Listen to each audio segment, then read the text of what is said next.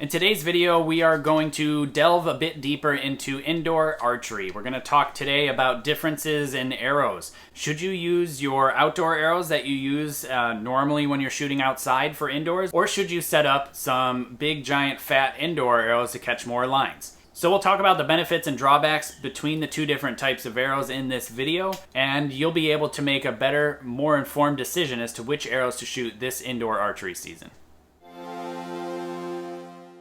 For those of you that are new here, my name is Jake Kaminski. I'm a two-time Olympic silver medalist in the sport of archery, and we're going to make this channel a great resource to all types of archery. So if you haven't yet, hit that subscription button and the notification bell. That way you're notified every time a new video is uploaded. I'd appreciate it. This video comes by request from one of my Patreon members asking, basically they're about to start indoor archery in their country. It's starting to cool down around the world, at least in the northern hemisphere. And so people are going to start shooting indoors. And so I figured this would be a good time to create a video explaining my experience and my knowledge between the two different types of arrows. So I'll just go over pros and cons first between the two, and then I'll share my personal experience that I've seen while experimenting with both of them. Okay, so shooting your X10s or your ACEs or whatever your outdoor arrows are indoors, there are a few benefits. Definitely the benefit of not having to buy new equipment, not changing your setup at all, so you shoot the same setup outdoor that you do indoor. If your goal and your main real reason for shooting archery is outdoors because of the Olympic Games, which it is for many people, or field archery, whatever you like, is that you're not changing your setup. You're not changing the balance of your bow. You're not changing the bow weight. You're not changing the feel and what the bow feels like, because shooting this arrow versus shooting this arrow has a very different feel to the actual bow and the feedback of the bow itself. Some people will shoot big fat arrows inside and then lower their bow weight so they can, not shoot as much or not have as hard a time struggling. But then they have to get back into it for outdoor season, so they actually lose their ability to shoot very well in the outdoor season, in my opinion. Some of the benefits behind shooting these outdoor arrows indoors are, you can't argue against them. And I always found that going down in bow weight was not necessarily the best idea. For outdoor performance, it was always best to keep the same setup indoor and outdoor. You're just aiming slightly lower, but you're shooting the same weight. The stabilizers don't change. The finger pressure doesn't change, the bow feedback doesn't change, and you don't have to spend any extra money. Another benefit to shooting skinny arrows inside is being able to shoot on a single spot if you really wanted to. If you're like a mid 280 shooter, you can easily get away with shooting on a single spot with these skinny outdoor arrows because you're not going to have very many glance outs. You might break some knocks, but you're not going to hit the knock and then have an arrow glance into the A-ring instead of landing in the X like you may with the aluminum arrows. We'll get more into those in a second. But that is another benefit, is that you can still shoot on a single spot. And if I had my option and I thought I still could shoot 300s and shooting on a single spot, I would. Now, we won't be talking about scores yet. I'll be talking about that after I cover pros and cons of both arrows. Some cons of the shooting your outdoor arrows indoors is you potentially might be leaving some points behind on the target or on the scorecard. Potentially, only because they're skinnier, so you're not catching as many 10s that you may have if you were shooting a fatter arrow. Outside of that, there's not really many cons to shooting your outdoor arrows indoors, really, honestly. You can't buy new equipment. Is that a con? Maybe. Depends on the type of person you are, I guess. Anyway, all right, so now we'll talk about shooting fat arrows inside. What are the benefits of shooting fat arrows inside? Potentially, you might catch more lines. You can optimize the arrow a bit better for indoor performance. It's easier to fit giant 5-inch feathers on these. I've shot 5-inch feathers on my X10s during testing. Didn't really see a benefit of it other than it looked cool. But another benefit of shooting these type of arrows indoors is you can actually shoot less weight inside if you wanted to. Now, I said I wouldn't necessarily recommend it, but if you're more of a recreational archer and you really struggle shooting that high weight outdoors and you're just looking for a bit of relaxation and recovery for the rest of indoor season before you get back out there for outside, you can put heavier points in these arrows. You're not shooting as far, so you can reduce the bow weight. Ultimately, it's easier on your fingers, easier on your shoulders, and it's just potentially a bit more enjoyable to shoot. Some drawbacks to shooting the big fat arrows inside is that you have to buy them. They can be a little bit more finicky to tune, as can be is the stressor there. But other than that, there's really not too many drawbacks. You know, I did say that if you're shooting lower bow weight indoors, then you'll have a hard time going outdoors. But if that's a benefit for you shooting these, then that's a benefit, not a con. I guess another downfall that I forgot to mention is that the bow feels totally different. The bow feedback is different. The arrows are slower. They're coming out of the bow much slower. You gotta change your form to be able to shoot these arrows indoors really well that you don't have to with the X10s, at least in my opinion. Like I said, the difference between the two arrows is really not a whole lot. The main difference is bow weights that you can shoot, the feedback in the bow, and potentially the score possibilities, or actually potentially the forgiveness, depending on how you define that. So the idea behind shooting big fat arrows indoors is that they are bigger around. So if you miss the 10 ring by just a little bit with these, you're shooting a 9. Whereas this one, if you miss just a little bit, the arrow is bigger, so it's going to catch that line, that next higher line, and you'll shoot a higher score because you're catching more lines with this arrow. Because in the sport of archery, all you have to do is touch the next scoring ring to be able to get that higher value. The counter argument to that is that these arrows fly slower, the aluminum ones do. They fly much slower than these skinny outdoor arrows do. So these arrows are in the bow longer, meaning as the string is coming down. So they're in the bow longer. So that means you have more chance, more time to influence the arrow as it's coming out of your bow, which is the exact most critical point for accuracy. As that arrow is coming out of your bow, you have to be perfectly still or extremely consistent with what you do. That is a potential bad thing that these fat arrows have going for you, especially the aluminums.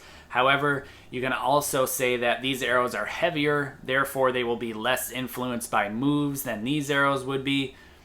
So it's kind of like, okay, one cancels out the other and you kind of forget about that. Now, you could shoot an all-carbon arrow like these Old Easton Fat Boys, or some of the Hyper Drives or Super Drives, or some of the Line Jammers, or whatever they are from different companies. And these are lightweight, that you can shoot them with lighter points, so they're actually lighter and, in my opinion, faster than the outdoor arrows that I used to shoot. But in my opinion, there's a bit of drawback to that. You know, within this arrow itself, and this arrow in particular, the spine consistency radially around the arrow, the spine consistency from arrow to arrow, there's a lot to be desired in these arrows, and they do take some time to shoot in and turn the nocks and make sure they're all impacting the same point to be able to shoot, you know, 300s indoors. When I was shooting recurve archery, my goal was to shoot a 300. My goal was not to just shoot higher scores. It was to shoot as perfect as possible. And, you know, you gotta really pay attention to these fine, minute details. And I found that I just didn't shoot very well with the all-carbon arrows indoors. It didn't work out that well. So because the all-carbon arrows did not shoot very well for me indoors, I tried these Easton Eclipse, the X7 Eclipse. This was before the new RX arrows were available, the aluminums that have the dual spine in them. And so what I did was I just went to the spine chart and picked the arrow that was ideal for my draw weight and used their nib points, you know, the points that are like 65, 75 grains or so. And I ended up shooting a 2212, which is one size below a 2312. But I could shoot like a 80 grain point in them, and they were really, really fast. But I just didn't see my scores really reflect what I was feeling and the speed that was coming out of the bow. I don't know why. I did a fair amount of testing with these arrows. I had shot them at several tournaments, and I ultimately just didn't shoot the best type of scores that I think I could have with this individual arrow setup. It is an option to choose, and I do think there is a benefit to it that you are getting with this arrow, as it still is fast. It still feels the same indoor and outdoor, and you can still shoot the same weight, but you can try that fatter arrow. That might be of benefit. Now, the difference between my 2212s and my 2312s here is basically just the point weight. Now the arrow length is slightly different. That's because I need to break down the spine of these X23s because they were 2312s. These 2312s I have 200 grains in the points, and these 2212s I have 100 grain in the point basically, or 80 or whatever these nibs weigh. But these are, you know, aftermarket points that weigh a whole lot more to break down that arrow spine. Again, much slower coming out of the bow. Feels totally different. I still shot them at 45, 46 pounds, which is what I shot outdoors, especially at the end of my career. There's really not much of a difference between these two arrows other than the feel and the speed, but for whatever reason, I shot a little bit higher scores with that really heavy FOC and the heavier weight arrow. Don't know why, but that's just how it worked out. A big benefit, in my opinion, that you can get away with on these big arrows that makes them easy to fletch is you can put big giant feathers on them or big giant vanes. I had plenty of clearance with these arrows, so I could get away with rubber vanes.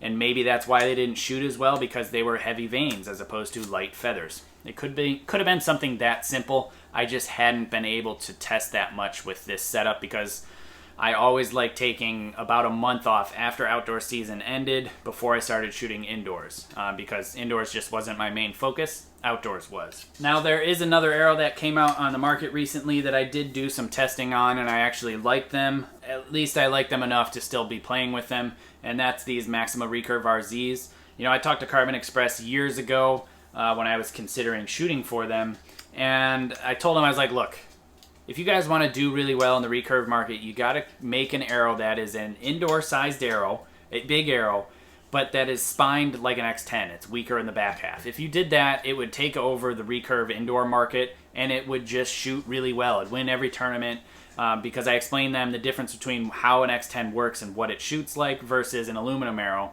And then this was their answer, but it's a little small. It's not quite the size of these arrows, so that is the downfall to that. But it is a little bit bigger.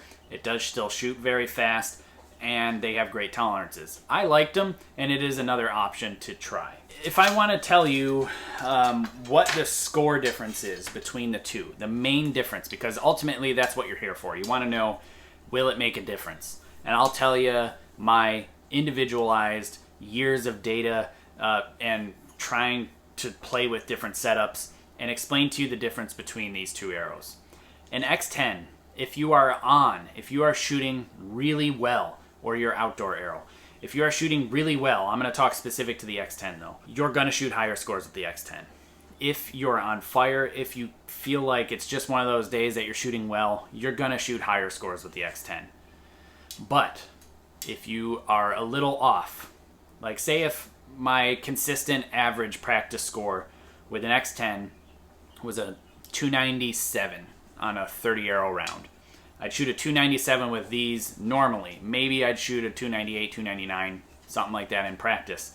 My X count would be really high. I would say in the teens when I would shoot a 297. So high teens would be my X count, shooting a lot of X's with this arrow.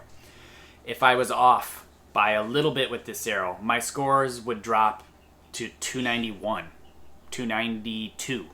Like they drop considerably if I just was having an off day or an off round.